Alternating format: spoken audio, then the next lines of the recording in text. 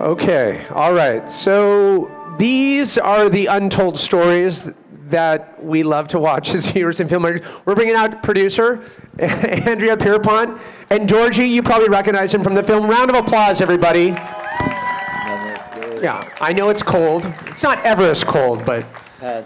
I just want to say today's Andrea's birthday, and I wish her the best happy birthday, and maybe you can just sing happy birthday for 2 seconds. No, it's okay. No, he started it. Here we go. Happy birthday to you. Happy birthday to you. Oh, we're starting from the top. Happy birthday to you. Happy birthday, dear Andrea. Happy birthday to you. Dorjee, I think we were harmonizing there for a second. Okay, all right. Thank you, Dorjee. Oh, That was great. so I don't even know where to begin. I want to bill you for the Kleenex. What a beautiful story. I want to start, how this story, it's untold story. How do we not know about this? Dorjee, you can take this. Yes. My sister-in-law Nancy, who's the producer, she's in France right now, doing another events tonight, I think. And I married to her sister. I invited Nancy over to my house for dinner, and I wanted to tell my sister's story.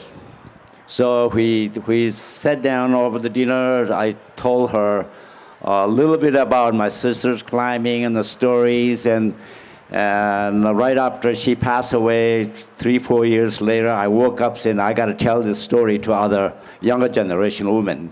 So I already started for, 3 years ago, and a friend of mine was documentary filmmakers. He started a full-time job. He said, I said, well, what's going on, Rick, with our documentary project? And he said, I don't think I can do it anymore because I am starting a new job.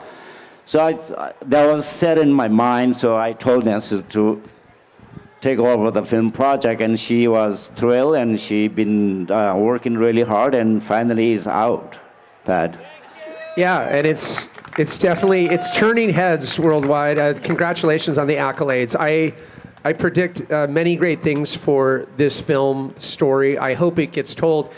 I right before we came on stage, I couldn't help but mention just the use of archival. I mean, there's kind of a resonance of what they did with Senna, and it's really an art to go in and capturing. And I think they really captured her essence, those moments. They really kind of off the cuff. So maybe you could speak to kind of the teams that worked on that aspect of capturing that moment in time, the upheaval, all the stuff that was going on. But with the archival footage, it was just seamlessly, it seemed like to melt into the picture. Yes, well, the editor on this film, Jeffrey Friedman, is magic, first of all.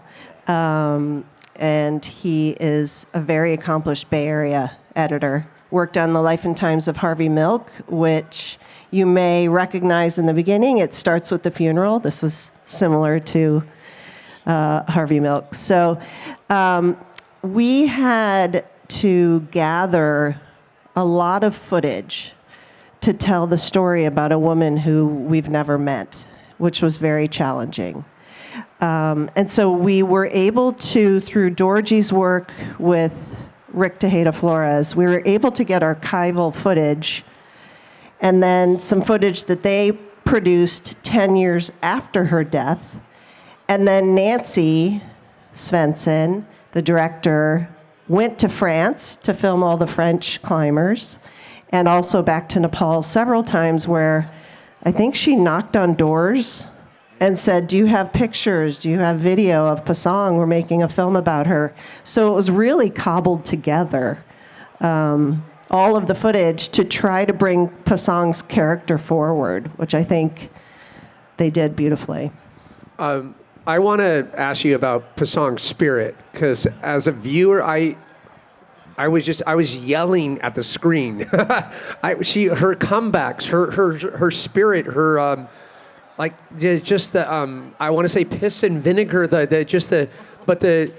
it's almost this optimistic vitriol, if you will. There's something about her spirit. Was that something that she had even as a young age? Like when did that come to light in a culture in those times in Nepal? It was definitely not normal or accepted. Well, when she was, we are 4 brothers and 1 sister. She's the only sister I had, and I am the elder brother of hers. And she always have competed with us when we were younger together. And a lot of her, all these motivations, all this came from that my parents did not really kind of included going to school with us. And that kind of driven her a little to prove herself that if you dream big, maybe you don't really have to go to school. I'm not really sure, that's my guess. And she's always, wanted to do good for younger girls. She always taught how to sing in the villages when she was a very good singer also, a dancer. So a lot of the younger girl that still sings about songs that they taught them in the villages. So maybe that kind of drove her up, to this event, I guess. I think having badass brothers helps. She definitely was pushed in a good way, but it's interesting as she evolved and she became a mother. I watched the story kind of go through you're watching it happen and you're like, okay, now she's gonna clearly look at what's put in front of her, and she's like, okay, but she didn't. She just persisted. What the tenacity, her unwillingness to not take no for an answer, was that always there? Yes, once she set her mind that the other, family member have nothing to say, because I seen her arguing with my mom all the time. She was, I don't know if you know the story, that she was arranged marriage, and then the her present husband had fallen in love with her. That's how they developed the business together. That was it. But before that, she was arranged to some other family members that she really did not want to be their arranged marriage. So that's why I think all that motivations and all that she need to prove that you don't really listen to your parents' arranged marriage system, I guess. But I don't mean to, don't listen to your parents. I don't mean it that way. No, I think that's a great message, Dorjee. Actually, question authority. Always question authority. What about the Sherpa? In terms of Sherpa and where they sit in the culture back in the 90s and where it is now. I feel like there's been evolution, and there's been so much focus on Everest, on multiple expeditions, but where do things sit now, where Sherpas and their place in society and how they're seen? Patty, do you mean the climbing community as Yes. the guides? Yes. Over the years, it have improved a lot. They have life insurance. When the parents pass away, the widows and the kids get life insurance, and then the government have some sort of establishment.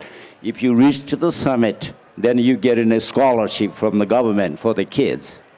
And then plus then we have a lot of alpinists, people who are very much involved with the climbing community, like Arnold, Melissa Arnall. Melissa Arnall. They have, established foundation called Jennifer Sarah Fund. So then there's a lot of non-profit organizations also helping them, and which is, I'm very happy to see that they all came together and helping the widows and the kids. So But, Nepal I mean, is catching up. Yes, Clearly, yeah. yes. There's so many good things moving there. It's getting there, I would say. And just to add to that, Pasang's daughter, Dawa, in the film, Dawa now runs the Pasang Lamu Foundation in Kathmandu. And they're doing great work, also supporting the orphaned kids of climbers and paying for their education. And so she's very involved, Dawa, now that she's back from Spain. And she's, continuing her mother's legacy. And all the children of Pasang were educated, which was a really big deal for Pasang. And they all live now in Kathmandu. So, Which is a crazy city. I've been there. It is a lot for the senses. It's sensory overload. I do want to ask, talking about your sister, and in a way that, I don't know, when you look back, obviously there was that love for the youngest in the family, but what's the biggest thing that you look back and you remember your sister for? We see her in the film, but we don't know her the way you know her. What is one thing that maybe we don't pull from this movie that we need to know about Pasang?